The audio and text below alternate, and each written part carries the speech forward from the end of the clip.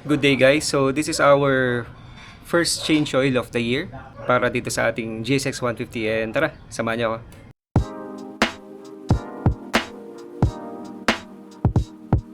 So ang ating milyahe since sa last change oil ay 1,573.5. So sa loob ng 4 months ay nakabiyahe lang ako ng mga 1,500 kilometers. So hindi ako ganun kadalas bumabiyahe, no? Pero yun nga, inabot na rin siya ng 4 months kaya kailangan na rin natin palitan. And as per usual guys, ang mga pyesa at langis na gagamitin natin ay puro SGP. So SGP na oil filter. Yan, SGP na o-ring maliit at saka malaki. At drain plug washer. Yan, bumili na ako ng marami. Kumuha na ako 10 para sa mga next change oil natin. Sa langis naman guys, ang kinuha ko ay X-Star R9000. Isang bote nitong MA. Since meron pa ako natira nitong MA2, itong last change oil natin, meron pa tong more than 500 ml as you can see.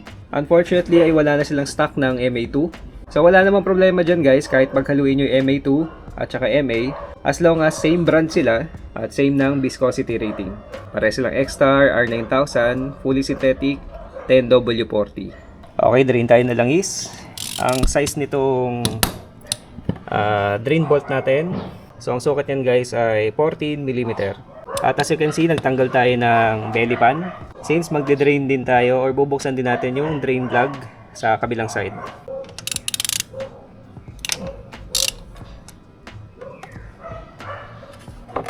Yan pala, ang curious kayo sa kulay ng langis ko guys. Ito siya. Medyo parang kulay blue, no? Bluish siya. At kagaya nga nasabi ko dun sa nakaraang video, yan ay dahil sa gasolina na ginagamit ko. So ang gasolina ko guys ay 97 octane at kulay blue yun. So yan ang iniiwan niyang mancha sa ating langis. Okay, buksan natin yung drain bolt dito sa kabila. Ito yun guys. Same size lang din, 14mm.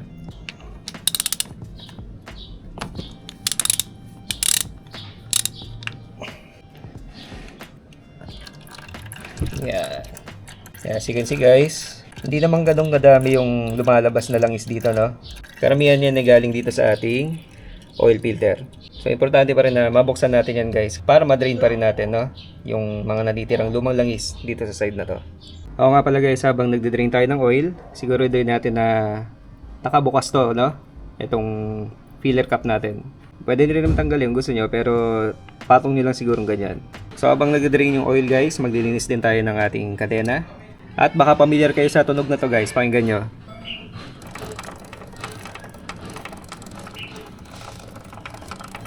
Yan, naririnig yan.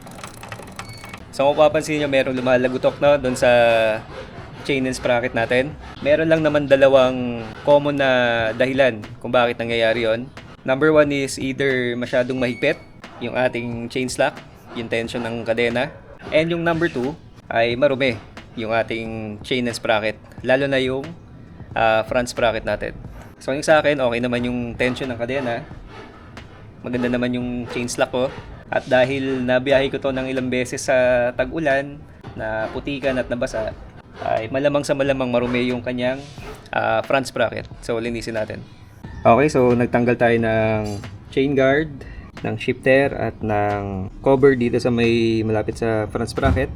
At kung papakinggan nyo mabuti guys yung tunog, yan. Yan, so kung mapapansin nyo,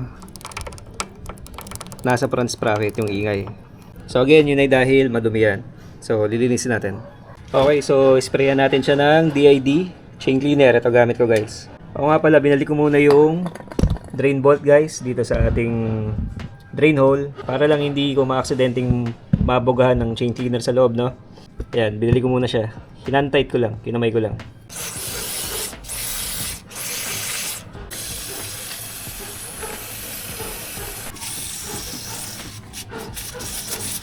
Ubus na rin pala to.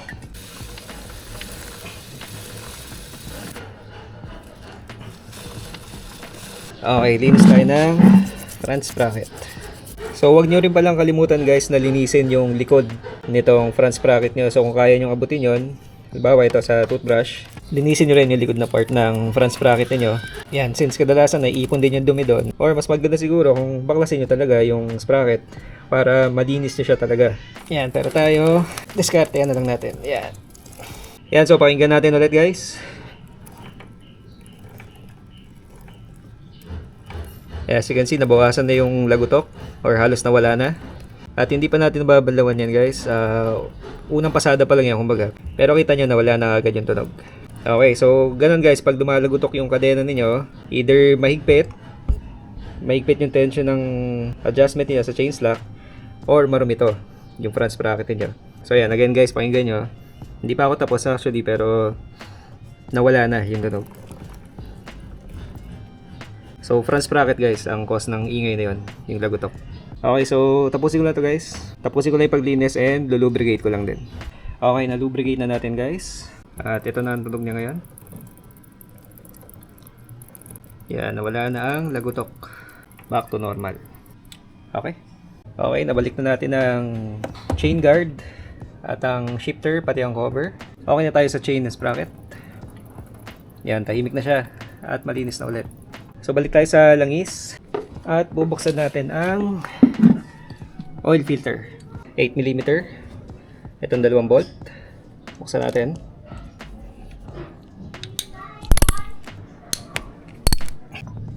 Okay. Okay, ito ang luma nating oil filter. As you can see guys, sumama yung small o-ring sa kanya, no, nakadikit. Ito yun. Yan, ito yung bago. Papalitan natin, lalagay natin sa loob ulit. Punasan mo natin loob. Tanggalin lang ang lumang langis. At pati ang mga kumalat dito sa baba. Okay, lagyan natin tong maliit na o-ring. Ito siya. Lagyan natin sa loob. Ayan. Next naman pala guys ay yung malaking o-ring. Ito. Ito yung luma. Ito yung bago. Yan. So lapat lang natin. Yun. Okay. And yung bagong oil filter. Ito siya. And lagyan natin yung takip.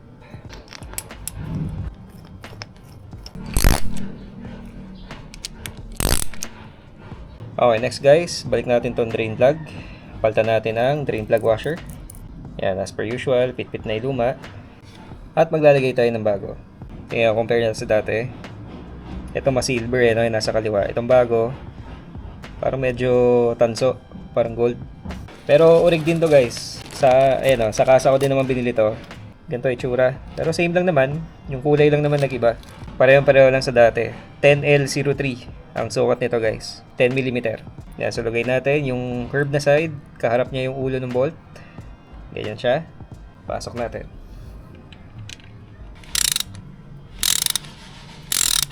Okay, dito sa kabila ganun din guys. Ito yung drain bolt natin. Palit tayo ng washer. At ito rin yung bago. Same lang nasa kabila. So ganun lang din. Yung curved na part nasa ulo ng bolt. Yan. Okay, lagay natin.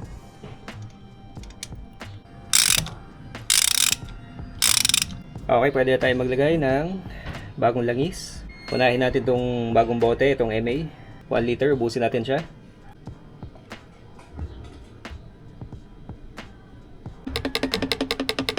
Okay, next naman guys is itong remaining oil natin. Itong lumang oil. X-Star R9 na MA2. So, kailangan natin ng 400 ml. Since nagpalit tayo ng oil filter.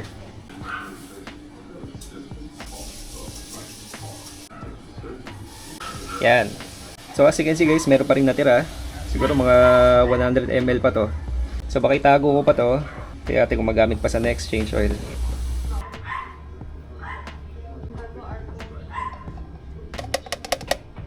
Okay, so re-reset ko guys ang aking trip meter, yung trip B.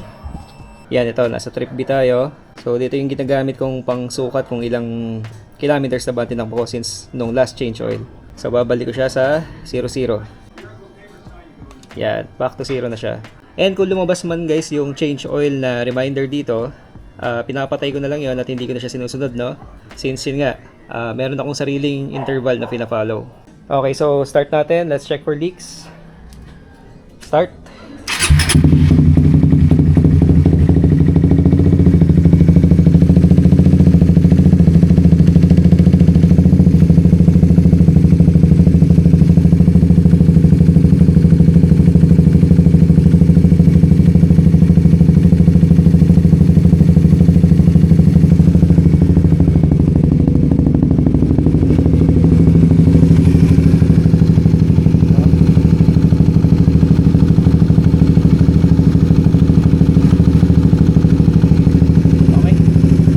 Okay, we're done with the change oil guys. At tapos na rin tayo sa chain cleaning, chain and sprocket cleaning. Ngayon naman ay mag-lubricate tayo ng clutch cable. So ang kailangan natin guys sa pag-lube ng clutch cable ay number 1 is lubricant. So ang gamit ko ay itong WD-40 na silicone lube. Kailangan natin din ng plastic at ng rubber band. So explain ko mamaya kung para saan tong plastic tsaka rubber band. And also kailangan din pala natin ng basahan guys. Ilalagay natin siya dito sa kabilang side ng clutch cable. So kung makikita nyo ito guys, may parang rubber cover dito, di ba? Sa kabilang dulo ng clutch cable natin sa clutch side. Bubunutin lang natin siya pakaliwa. Yan, usog nilang pakaliwa. At maglalagay tayo ng basahan dito sa ilalim guys, nung kable. Dito. Para may sasalo sa lube na lalabas dito mamaya. Yan, so lagay nyo lang siyang ganyan. Para may sasalo lang, no? Sa lubricant. Okay, next naman, kakalisin natin ang clutch cable dito sa lever. Yan, so luluwagan nyo lang to. Itong malaking bilog. Pwede kayo gumamit ng plies or flat screw siguro para maluwagan nyo to. Ibitan natin ng flat screw. Yan. Yan, so luwagan nyo lang. And then, pihitin nyo papasok itong isa. So kung isa inyo nakasagad naman sa loob, hindi nyo na kailangan gawin to. Baka ang kailangan nyo i-adjust ay yung adjuster sa baba, sa may clutch side. Okay, tapos pagpapantayin lang natin yung gap. Yan, so pagpantay na yung gap, pwede natin hilahin yung clutch cable dito sa kaliwa. Ayan, sinasabi ko pag hindi kaya guys, ibig sabihin kailangan natin mag-adjust dun sa baba, sa adjuster. Masyadong mataas pala dito. Okay, so ito yung adjuster guys. Luluwagan lang natin pa sa kaliwa. At yung sa kanan, yan. And then, ipupush natin siya pa kaliwa. Yung buong kable. So, bigyan nyo ng allowance dito sa kanan, itong nut. Tulak nilang pa ganyan. So, ayan, natulak natin. And, as you can see guys, may hila na natin to. Yan. Okay, ngayon guys, ay nahila na natin siya. Ilalabas lang natin siya sa gap. Pati dito sa may clutch holder, ipapantay natin yung gap para lumabas siya. Yan. Tapos hilahin nyo na yung bola dito sa lever. Yan. So, okay na. Okay, so next naman yung plastic guys. So, ang gagawin natin dito ay gugupitan natin siya dito, bubutasan natin. Siguro sa bandang gitna, no? Ito. Bubutasan natin siya ng maliit lang. Siguro mga ganito lang. Konting-konti lang. Tapos ay ipapasok natin yung clutch cable dito sa butas, dito sa binutasan natin. Ipapasok natin yung cable hanggang dito sa part ng dito sa may block. Yan, hanggang dito guys. Ilalagay natin siyang ganyan and then itatali natin tong part na to ng rubber band. Yan, so ikot lang natin ng ikot yung goma. Make sure na nandito pa rin siya, no, sa may cover since doon natin siya kailangang mahigpitan or ma-seal kumbaga. Yan, okay na siguro to. Mukhang mahigpit naman dito sa part na to. Kung kaya pang higpitan to guys, much better para masilyado siya. Pero in my case, okay na to. Yan, so ang idea dito guys ay gumawa tayo ng parang embudo, kumbaga, no, ng funnel. Parang ilalagay natin fluid ay hindi kakalat. So make sure na wala ring ibang butas yung plastic nyo bukod dun sa ginawa natin para maipasok natin siya dito. And yan, kapag ganyan guys, pwede tayo maglagay ng lubricant dito sa butas mismo nung clutch cable. Okay, so pag ready na i-lube natin, iangat nyo lang yung kable na ganyan. I-shape nyo itong plastic na parang imbudo. Yan, okay na siguro yan. Pag ganyan, and then spray tayo.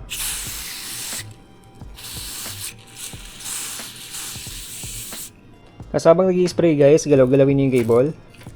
I-move nyo siya up and down para pumasok yung lube sa loob. Tapos ulit-ulitin nyo lang.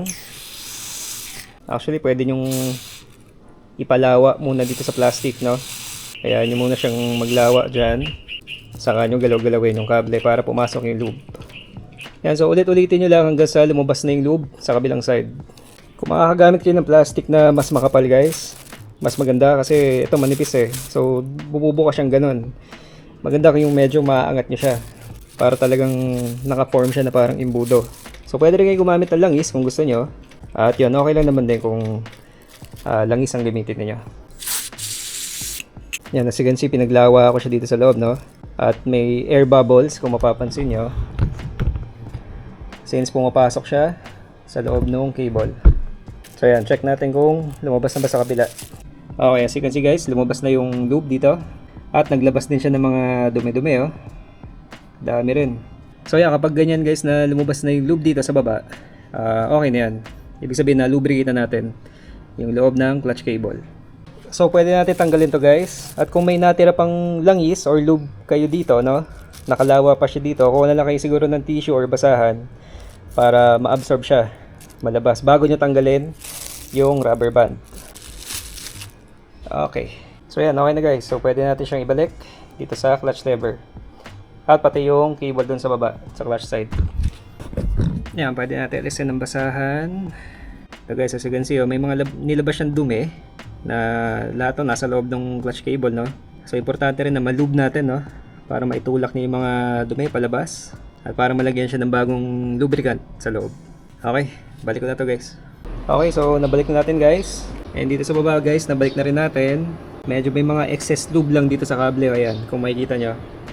Ito, medyo may mga lumabas pang lube. So punasan na lang natin. So ayan, pero okay na. Nabalik na natin yung rubber. Na-adjust na natin ulit to dun sa preferred ko na adjustment sa clutch cable or sa clutch lever. Yan, so okay na. Okay, and since medyo madumi ang aking motor, no, iniisip ko kung uhugasan ko ba or papakarwash lang tayo sa labas. So tingnan natin, depende sa level ng sipag ko pa ngayong araw. So anyways, comment lang kayo guys if may mga questions kayo tungkol sa pag-change oil, paglinis ng chain sprocket, or sa pag-lubricate ng ating clutch cable. So that's it. Thank you and God bless. Bye-bye.